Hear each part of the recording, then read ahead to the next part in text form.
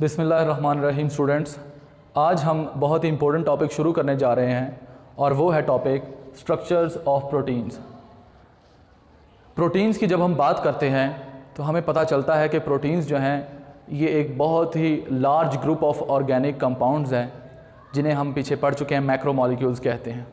ये ना सिर्फ हमारी बॉडी में डिफरेंट फंक्शनल और फिजियोलॉजिकल रिस्पॉन्स और जो है वो एक्शंस परफॉर्म करते हैं, बल्कि ये हमारी बॉडी के स्ट्रक्चरल जो है वो रोल भी प्ले करते हैं। तो स्टूडेंट्स, हम शुरू करते हैं स्ट्रक्चर ऑफ प्रोटीन में। तो अब कोई भी प्रोटीन है ना बॉडी के अंदर, any protein of our body, उसकी कुछ स्पेसिफिक प्रॉपर्टीज़ होती हैं। तो प्रोटीन्स की जो प्रॉपर्टीज़ हैं, प्रॉपर्टीज़ ऑफ प्रोटीन्स, वो डिपेंड करती हैं चंद फैक्टर्स के ऊपर कि कोई प्रोटीन उसकी कैसी नेचर होगी, उसकी बॉडी में क्या फंक्शन वो परफॉर्म करेगी, उसकी फिजियोलॉजी क्या होगी, उसकी कारकर्दगी बॉडी में क्या होगी। ये सारी चीज़ें जो हैं ये प्रोटीन्स की प्रॉपर्टीज़ कहलाती हैं और इन प्रॉपर्टीज़ का इन्हसार या डिपेंडेंट जो है वो चंद फैक्टर्स पर है। मैं उन फैक्टर्स को एनलिस्ट कर देता हूँ। सबसे पहले किसी भी प्रोटीन की प्रॉपर्टी यानी उसकी कारकर्दगी जो है वो डिपेंड करती है उसके अंदर नंबर ऑफ अमाइनो एसिड्स पर, नंबर ऑफ अमाइनो एसिड्स। अब हम पिछली क्लास में पढ़ चुके हैं, चूँकि प्रोटीन्स जो हैं वो बिल्डिंग ब्लॉक्स हैं अमाइनो एसिड्स के बिल्डिंग ब्लॉक्स को हम प्रोटीन्स बोलते हैं।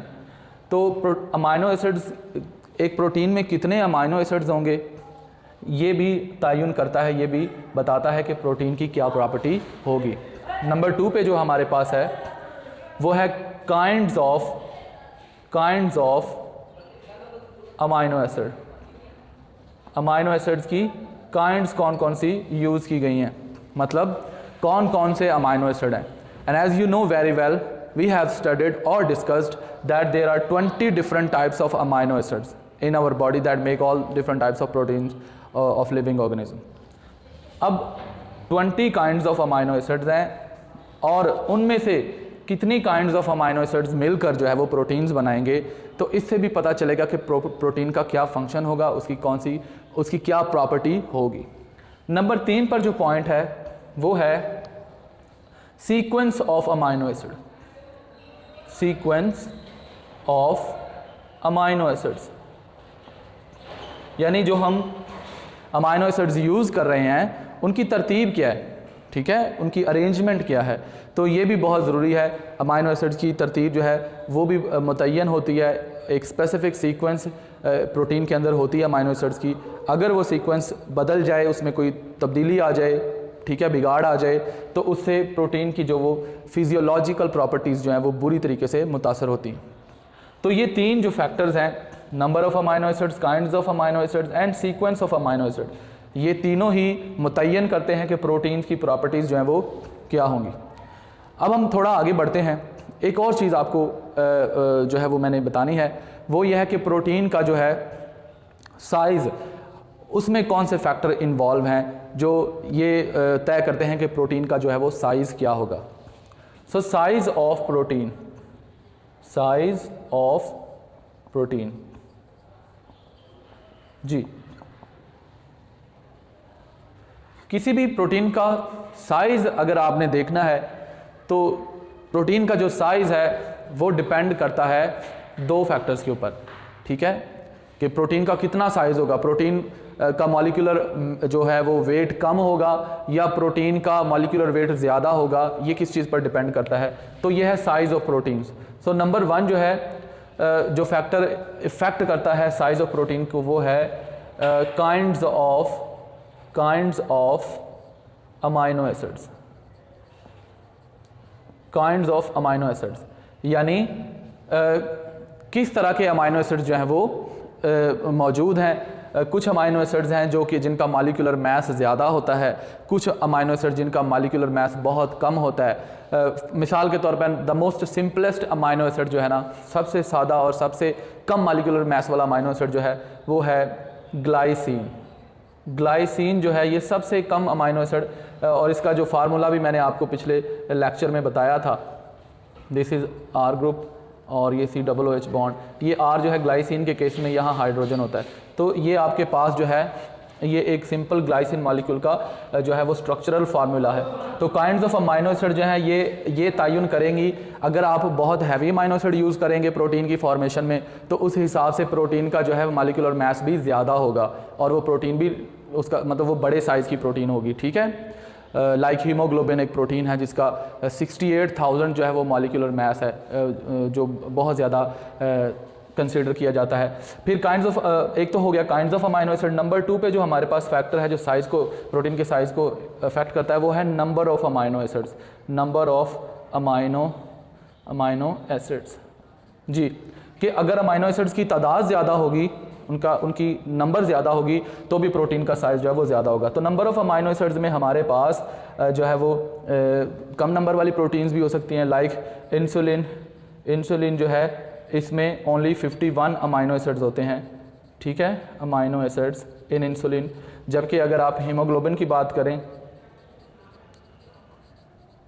हीमोग्लोबिन के अंदर ये एक ऐसी प्रोटीन है जिसमें 574 अमाइनो एसिड जो हैं वो हो सकते हैं, मतलब होते हैं। तो देखें ये वाला नंबर जो है ये रिलेटिवली छोटा है as compare to the number in haemoglobin. So amino acid in haemoglobin जो है 574 है। तो in this way you can assume the size of a protein. तो अब ये तो हो गया एक ब्रीफ सा प्रोटीन के स्ट्रक्चर और साइज़ के हवाले से बात। अब हम बात करने लगे हैं कि प्रोटीन्स के जो है वो प्रोटीन्स को ऑर्गेनाइज किया जाता है इन 4 डिफरेंट स्ट्रक्चर्स, यानी प्रोटीन की जो ऑर्गेनाइजेशन है वो कितने स्ट्रक्चर्स में है, 4 स्ट्रक्चर्स में है, ठीक है। अब अगर आप लोगों को याद हो कि प्रोटीन्स को जब हम डिफ़ाइन करते हैं तो हम कहते हैं कि प्रोटीन्स जो है ना ये अमाइनो एसिड्स से मिलकर बनने वाले मॉलिक्यूल्स हैं। अमाइनो एसिड एक सिंपल रिपीटिंग यूनिट्स हैं, ठीक है, और अमाइनो एसिड 20 डिफरेंट टाइप्स के होते हैं। इन्हीं 20 different types of amino acid से तमाम बॉडी की जो प्रोटीन्स हैं वो वजूद में आती हैं। तो सबसे पहले मैं अगर आपको बताऊं तो प्रोटीन के अगर हम स्ट्रक्चर्स की बात करें तो सबसे पहले जो स्ट्रक्चर प्रोटीन का आता है वो है प्राइमरी स्ट्रक्चर ऑफ प्रोटीन जी। जब हम प्राइमरी स्ट्रक्चर की बात करते हैं तो प्राइमरी का मतलब है सबसे पहला स्ट्रक्चर, सबसे बेसिक स्ट्रक्चर जो है प्रोटीन का। तो प्राइमरी स्ट्रक्चर ऑफ प्रोटीन में क्या होता है कि सिंपल अमाइनो एसिड्स जो हैं, फ़र्ज़ करें ये मैं एक ब्लॉक बना रहा हूँ, दिस ब्लॉक एक एग्जांपल के तौर पर ये एक ब्लॉक जो है एक अमाइनो एसिड है, ये एक दूसरा अमाइनो एसिड मैं बना रहा हूँ, ये तीसरा अमाइनो एसिड बना रहा हूँ और ये एक चौथा एक और अमाइनो एसिड बना रहा हूँ, ठीक है। ये आर्बिट्रेरी मैंने अपनी तरफ से समझाने के लिए। अब ये एक अमाइनो एसिड है, सपोज़ ये एक अमाइनो एसिड है, इसका नाम है ग्लाइसिन, मैं GLY लिख देता हूँ। ये है एलानिन, ALA लिख देता हूँ। ये है वेलिन, मैं VAL लिख देता हूँ। ये है ग्लूटामिक एसिड। सो ये मैंने 4 अमाइनो एसिड्स जो है वो फ़र्ज़ करें ये मैंने लिए हैं। हम बात कर रहे हैं प्राइमरी स्ट्रक्चर की। तो अमाइनो एसिड्स की हमें पता है 20 टाइप्स हैं। Amino acid there are 20 types, ठीक है। अमाइनो एसिड्स की अमाइनो एसिड जो हैं ये 20 टाइप्स हैं। ये आपको पहले याद होना चाहिए कि अमाइनो एसिड्स की टाइप्स कितनी हैं। अब मैंने रैंडमली कोई से 4 अमाइनो एसिड्स लिए हैं। अब इन अमाइनो एसिड्स की आपस में हो जानी है बॉन्डिंग, पेयरिंग होनी है। जैसे कि ग्लाइसिन और एलानिन की मैं यहाँ ये लाइन से शो कर रहा हूँ कि ये आपस में मिल रहे हैं। और अगर आपको याद हो लास्ट लेक्चर में मैंने आपको ये बताया था कि ये जो 2 अमाइनो एसिड जब मिलते हैं तो एक केमिकल रिएक्शन होता है, कंडेंसेशन रिएक्शन उसे कहते हैं। कंडेंसेशन रिएक्शन ऐसा रिएक्शन होता है जिसमें 2 छोटे मॉलिक्यूल्स आपस में मिलते हैं, एक वाटर मॉलिक्यूल रिलीज़ होता है यानी खारिज होता है और 2 छोटे मॉलिक्यूल्स आपस में फ्यूज़ होकर एक बड़ा मॉलिक्यूल जो है वो बना देते हैं। तो ऐसे रिएक्शन को कंडेंसेशन रिएक्शन कहते हैं। तो अमाइनो एसिड जब 2 आपस में मिलते हैं तो एक केमिकल रिएक्शन होता है, वो कंडेंसेशन रिएक्शन है इन जनरल, लेकिन उसका ख़ास नाम है, अगर आपको याद हो तो उसे पेप्टाइड लिंकेज बोलते हैं, पेप्टाइड बॉन्ड या पेप्टाइड लिंकेज। तो इस तरीके से एक पेप्टाइड लिंकेज से 2 अमाइनो एसिड आपस में जुड़ गए और एक डाईपेप्टाइड बन गया। इसी तरह एक और अमाइनो एसिड जब जुड़ेगा तो एक ट्राईपेप्टाइड बन जाएगा। एक और पेप्टाइड बॉन्ड से जब मिलेगा तो 4 अमाइनो एसिड जब मिल जाएंगे तो एक टेट्रापेप्टाइड। और इस तरीके से अगर बेशुमार नंबर ऑफ अमाइनो एसिड्स जुड़ते जाएंगे तो हम इसको पॉलीपेप्टाइड का जो है वो नाम देंगे। तो आप देख रहे हैं कि यहाँ प्राइमरी स्ट्रक्चर ऑफ प्रोटीन के अंदर आपको ये तीनों बातें इंश्योर हो रही हैं। मसलन number of amino acids, like in this case we have only 4 amino acids, सिर्फ 4 अमाइनो एसिड्स हैं, और ये नंबर ऑफ अमाइनो एसिड, ठीक है। नंबर 2 है kinds of amino acid. Kinds आपको पता है ग्लाइसिन, एलानिन, वेलिन और ग्लूटामिक एसिड मैंने इस फर्जी जो protein primary structure of protein में यूज़ किए। तो काइंड्स ऑफ अमाइनो एसिड्स भी आपको पता है कि 4 टाइप या 4 काइंड्स की प्रोटीन अमाइनो एसिड्स जो है वो यूज़ हुए हैं। और नंबर 3 पे है सीक्वेंस ऑफ अमाइनो एसिड्स, और अगर आप गौर करें तो ग्लाइसिन के बाद एलानिन आ रही है, एलानिन के बाद वेलिन और वेलिन के बाद ग्लूटामिक एसिड, यानी ये सीक्वेंस यही रहेगी। अगर इस सीक्वेंस में आपने कोई तब्दीली की या एक्सीडेंटली तब्दीली हुई तो इससे प्रोटीन जो है उसका ना सिर्फ स्ट्रक्चर जो है वो ख़राब होगा बल्कि उसकी फंक्शनल परफॉर्मेंस जो है वो भी उससे इफ़ेक्ट होगी बुरी तरीके से, ठीक है। तो ये आपको प्राइमरी स्ट्रक्चर में ये चीज़ आपको गौर करनी है कि ये तीनों चीज़ें जो है वो इंश्योर हो रही हैं। अब हम आगे थोड़ा बढ़ते हैं। प्राइमरी स्ट्रक्चर को फर्स्ट डिस्कवर किया था एफ सैंगर ने, जी, फ्रेडरिक सैंगर।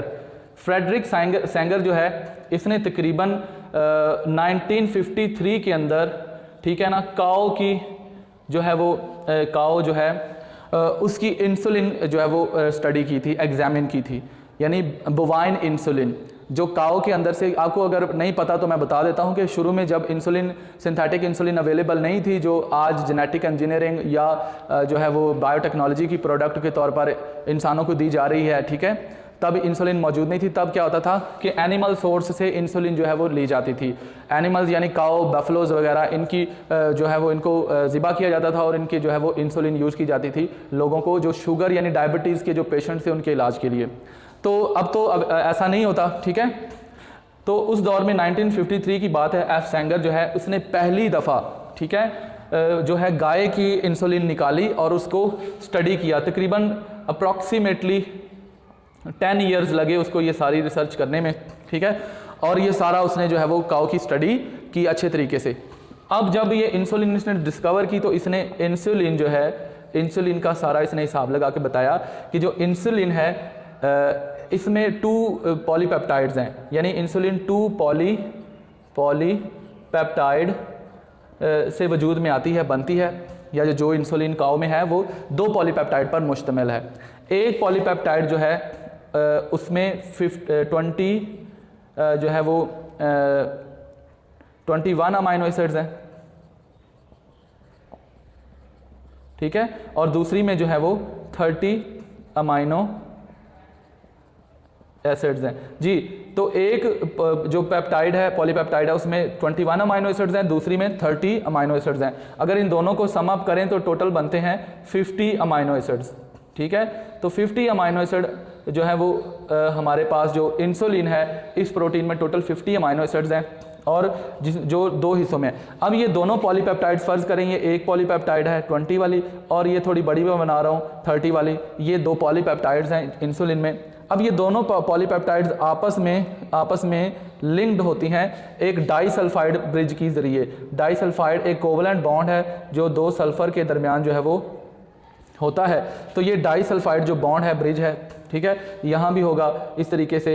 ये तकरीबन 2 डाइसल्फाइड जो है वो ब्रिजेस होते हैं और इस तरीके से ये दोनों आपस में 2 पॉलीपेप्टाइड आपस में जुड़ी हुई होती हैं। तो इंसुलिन के केस में इस तरीके से ये 2 पॉलीपेप्टाइड्स 21 और 30 अमाइनो एसिड्स की आपस में डाइसल्फाइड लिंकेज के जरिए जुड़ी होती है। और याद रखिए स्टूडेंट्स, डाइसल्फाइड लिंकेज जो है ये सिस्टीन अमाइनो एसिड्स के दरमियान होता है। सिस्टीन अमाइनो एसिड, यानी ये भी 20 अमाइनो एसिड में से एक अमाइनो एसिड है जिसका नाम है सिस्टीन अमाइनो एसिड। तो सिस्टीन अमाइनो एसिड जो है इसमें सल्फर मौजूद होता है, ठीक है। इसके अलावा एक और अमाइनो एसिड है मिथायोनिन, उसमें भी सल्फर होता है। तो सल्फर जो है सिस्टीन अमाइनो एसिड में होने की वजह से 2 सिस्टीन अमाइनो एसिड जब आपस में मिलते हैं तो उनके R ग्रुप्स के दरमियान जो है वो डाइसल्फाइड लिंकेज जो है वो बन जाता है। तो इस तरीके से स्टूडेंट्स ये हो गया इंसुलिन। इसके अलावा अगर आप देखें जो है वो प्राइमरी स्ट्रक्चर की बात करें तो आप देख रहे हैं प्राइमरी स्ट्रक्चर में सिर्फ क्या होता है कि अमाइनो एसिड 1 बाय 1 जो है वो एक सीक्वेंस में जुड़ते जाते हैं और लंबी चेन जो है वो बनाते हैं। इस चेन में ये चेन सिर्फ स्ट्रेट है, ऐसे अमाइनो एसिड्स की एक जंजीर है और कुछ नहीं है। And that is the primary structure of protein. अच्छा, एक और चीज़ यहाँ मैं आपको बताता चलूँ कि प्रोटीन का कोई भी प्रोटीन है ना, उसमें प्राइमरी स्ट्रक्चर लाजमी तौर पर होता है। ऐसा नहीं है कि प्राइमरी स्ट्रक्चर वाली प्रोटीन कोई सिर्फ इंसुलिन ही है, ठीक है, और कोई दूसरी किसी प्रोटीन में प्राइमरी स्ट्रक्चर नहीं होगा। नहीं, प्राइमरी स्ट्रक्चर जो है वो हर प्रोटीन में होता है, क्योंकि प्रोटीन सबसे पहले प्रोटीन की फॉर्मेशन ही ऐसे होनी है कि एक अमाइनो एसिड दूसरे से जुड़ेगा, दूसरा तीसरे से जुड़ेगा और तीसरा चौथे से। सो इस तरीके से अमाइनो एसिड एक तरतीब के साथ जुड़ते जाएंगे। तो कोई भी प्रोटीन है जिसमें आप ऑब्जर्व करते हैं primary structure, secondary structure, tertiary structure या इवन क्वार्टरनरी स्ट्रक्चर ही क्यों ना हो, तो प्रोटीन तो शुरू होनी है अमाइनो एसिड की लाइन अप होने से, उनके जुड़ने से। तो इसलिए ये बात आपको याद रखनी है कि हर प्रोटीन में प्राइमरी स्ट्रक्चर जो है वो लाजमी तौर पर होता है। और अगर हम बात करें हीमोग्लोबिन की, तो हीमोग्लोबिन में भी प्राइमरी स्ट्रक्चर जो है वो पाया जाता है। अब हीमोग्लोबिन जो है, जैसा कि मैंने बताया यहाँ कि 574 अमाइनो एसिड टोटल हीमोग्लोबिन में होते हैं, लेकिन हीमोग्लोबिन जो है वो 4 पॉलीपेप्टाइड्स की बनी होती है। 4 पॉलीपेप्टाइड्स का मतलब है, 4 पॉलीपेप्टाइड्स का मतलब है कि इसमें 2 अल्फ़ा होंगी, ठीक है। इसको मैं यहाँ शो करता हूँ, चलें इधर लिख लेते हैं, 2 अल्फ़ा एंड 2 बीटा, जी 2 अल्फ़ा पॉलीपेप्टाइड्स होंगी और 2 बीटा पॉलीपेप्टाइड्स। अब हर एक अल्फ़ा पॉलीपेप्टाइड जो है 141 अमाइनो एसिड की है, तो चूंकि टोटल 2 हैं तो मैं यहाँ 2 से मल्टीप्लाई कर देता हूँ। सिमिलरली हर बीटा 146 अमाइनो एसिड कंटेन करेगी बीटा पॉलीपेप्टाइड, तो 2 हैं चूंकि तो 2 से मल्टीप्लाई करेंगे। जब आप इन सभी को मल्टीप्लाई करेंगे तो ये हमारे पास जो है वो सम अप होके 182 और ये जो है ये आ जाएगा 192। और अगर आप इन सभी को ऐड करेंगे 2 2 4 प्लस किया 8 9 17 और ये 1 2 सॉरी यहाँ 2 आना था, ये भी 2, जब आप मल्टीप्लाई करेंगे तो ये ऐड होके 5, 2 to 4 एंड प्लस जो कैरी का था 5। सो 574 जो है 574 अमाइनो एसिड हीमोग्लोबिन की जो है वो में होता है। अब हीमोग्लोबिन में जो है एक्चुअली हीमोग्लोबिन जो है वो क्वार्टरनरी प्रोटीन है, जिसको आगे हम जब क्वार्टरनरी स्ट्रक्चर देखेंगे तो तब मैं इसमें एग्जांपल में आपको बताऊंगा। जी तो स्टूडेंट्स, हमारा अभी जो हम सेकेंडरी स्ट्रक्चर पढ़ेंगे, लेकिन इससे पहले मैं आपको एक और चीज़ बताना चाहता हूँ, वो ये है कि ह्यूमन बॉडी के अंदर जो है वो तकरीबन साइंटिस्ट ने 10,000 ऑलमोस्ट 10,000 जो है वो प्रोटीन्स डिस्कवर कर ली हैं, 10,000 प्रोटीन्स इन ह्यूमन बॉडी, ठीक है।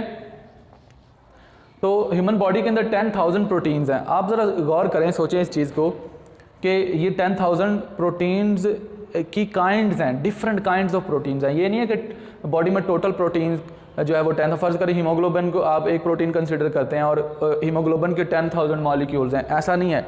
ये 10,000 मीन है प्रोटीन की 10,000 काइंड्स हैं, यानी मैं यहाँ लिखता हूँ काइंड्स हैं, 10,000 काइंड्स हैं, डिफरेंट अकसाम है प्रोटीन्स की इन ह्यूमन बॉडी।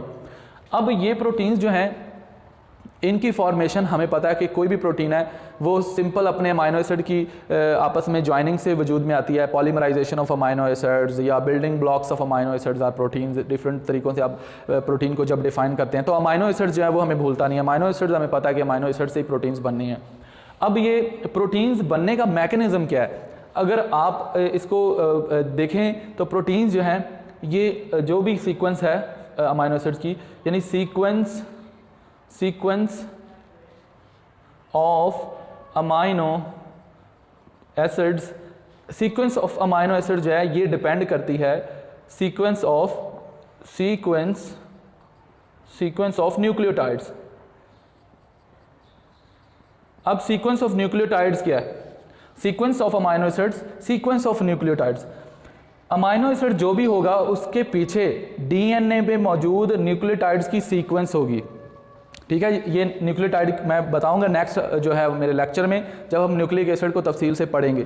तो अभी ये न्यूक्लियोटाइड जो है ये डीएनए के, जिस तरह मैं बोल रहा हूँ ना अमाइनो एसिड जो है वो बिल्डिंग ब्लॉक्स हैं प्रोटीन्स के, सिमिलरली जो न्यूक्लियोटाइड्स हैं ये बिल्डिंग ब्लॉक्स हैं डीएनए या आरएनए के, ठीक है। न्यूक्लिक एसिड के ये क्या है? बिल्डिंग ब्लॉक्स हैं, यानी छोटे छोटे न्यूक्लियोटाइड जो हैं वो आपस में रिपीटेडली जुड़ते जाते हैं डिफरेंट सीक्वेंस के साथ और नंबर के साथ, ठीक है, और जो है वो डीएनए का मॉलिक्यूल बनाते हैं। तो अब जैसा डीएनए होगा उसके अकॉर्डिंगली ही अमाइनो एसिड जो हैं वो मुरत्तब होंगे, आपस में ऑर्गेनाइज्ड होंगे और प्रोटीन बनाएंगे।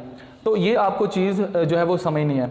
अब अगर डीएनए की सीक्वेंस में कोई तब्दीली आ गई, कोई बिगाड़ आ गई, अब याद रखना जब डीएनए में तब्दीली आती है तो उसको म्यूटेशन बोलते हैं। तो यहाँ मैं एक और वर्ड ऐड कर रहा हूँ, म्यूटेशन, यानी any change in the nucleotide sequence of the DNA that brings up the change in the amino acid ultimately, इसे हम म्यूटेशन बोलते हैं।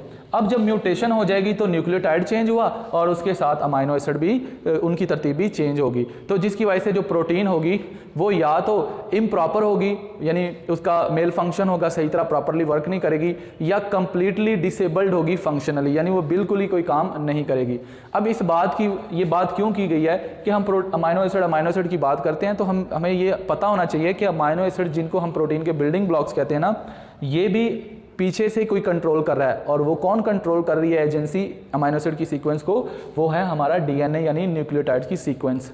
ठीक है स्टूडेंट्स, अब मैं आपको एक छोटी सी मिसाल देकर इस टॉपिक को यहाँ वाइंड अप करता हूँ और फिर आपको जो है वो सेकेंडरी स्ट्रक्चर ऑफ प्रोटीन का जो है वो बताता हूँ। तो मिसाल यहाँ ये है, आपने एक बुक में पढ़ा होगा सिकल सेल एनीमिया, जी सिकल सेल एनीमिया, जी सिकल सेल एनीमिया जो है ये एक ऐसी डिसऑर्डर है कि जिसमें हीमोग्लोबिन जो है ना, उसकी जो है वो हीमोग्लोबिन के अंदर जो अमाइनो एसिड्स है ना उनमें कोई बिगाड़ होती है। ठीक है, वो मैं अभी बताता हूँ, जिसकी वजह से जो आरबीसी यानी हमारा रेड ब्लड सेल है ना, रेड ब्लड सेल, उसकी जो शेप है, रेड ब्लड सेल की शेप जो है वो इस तरह सिकल शेप होती है, दरांती की तरह, यानी ऐसे क्रिसेंट की तरह। ठीक है, ये आप देख रहे हैं, ये एक क्रिसेंट की तरह। नॉर्मली आरबीसी की बाई कॉनकेव शेप होती है, अगर हम नॉर्मली देखें सरफेस से आरबीसी को, so this is biconcave shape, और इसे आप बोलते हैं नॉर्मल शेप, यानी this is normal molecule of blood, normal cell of blood, and this is abnormal blood cell. ठीक है, एबनॉर्मल रेड सेल। ठीक है, तो अब स्टूडेंट सिकल सेल एनीमिया में जब ऐसी हीमोग्लोबिन फॉल्टी हीमोग्लोबिन की वजह से रेड ब्लड सेल की शेप ऐसी होगी ना, तो हमारे रेड ब्लड सेल की जो ऑक्सीजन कैरिंग कैपेसिटी है ना वो इफेक्ट होगी, या तो मुकम्मल तौर पर ही इफेक्ट हो जाएगी, यानी कि कोई ऑक्सीजन कैरी नहीं होगी, या जो है वो थोड़ी बहुत इफेक्ट होगी। लेकिन दोनों केसेस में फैटल केसेस हैं। ठीक है, पेशेंट का सर्वाइव करना बहुत मुश्किल है, लेकिन ये है कि अगर थोड़ी बहुत हीमोग्लोबिन फंक्शनल हो तो पेशेंट सर्वाइव कर ही जाता है।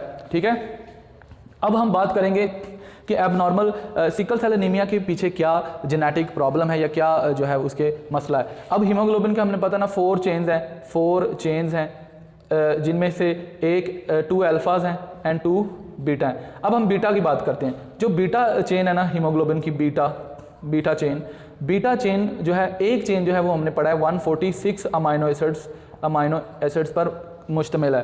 अब 146 फ़र्ज़ करें मैं इस तरह ड्रॉ करूं 1 2 3, अब पूरा वाइट बोर्ड भर जाएगा, लेकिन चले मैं इसको थोड़ा शॉर्ट कर देता हूं। फ़र्ज़ करें मैं ये 142 143 144 एंड 145 एंड लास्ट 146। सो ये पीछे चेन चलती आ रही है फ्रॉम 1 टू इस तरह 101 102। सिमिलरली ये मैंने पूरी नहीं चेन बनाई, मैं समझाने के लिए सिर्फ इतनी सी जो है ना। अब लास्ट के फ्यू अमाइनो एसिड्स मैं आप लोगों को दिखा रहा हूँ।